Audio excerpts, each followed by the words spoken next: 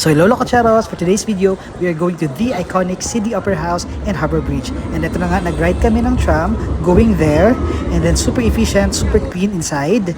And then, pagbaba namin, nagdakad-lakad lang kami konti, and then dito kami nakaabot sa Royal Botanical Garden. And nakita namin itong mga structures, super ganda, and super linis talaga. Ang sarap maglakad-lakad dito sa Sydney kasi super clean yung mga streets nila. And may nakita kong cute na food truck. But before that, na-mention ko nga in my post na nag-drop by muna kami dito sa St. Mary's Cathedral. Yung pinakasikat na cathedral dito sa Sydney. And then ito na nga guys, bumili kami ng ice cream.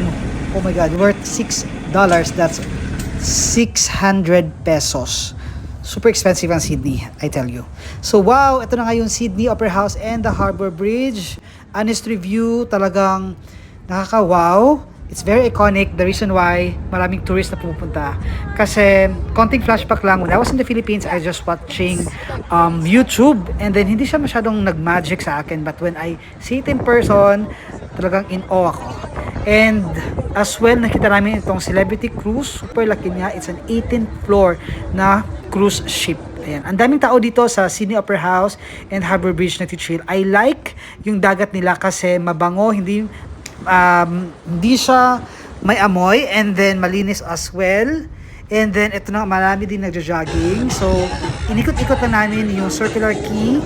Ito yung sa Harbour area. Ito naman yung view at night ng Harbour Bridge. And then ito naman ang view ng Sydney Opera House. Sobrang ganda talaga, that's why it's iconic. See you in the next video.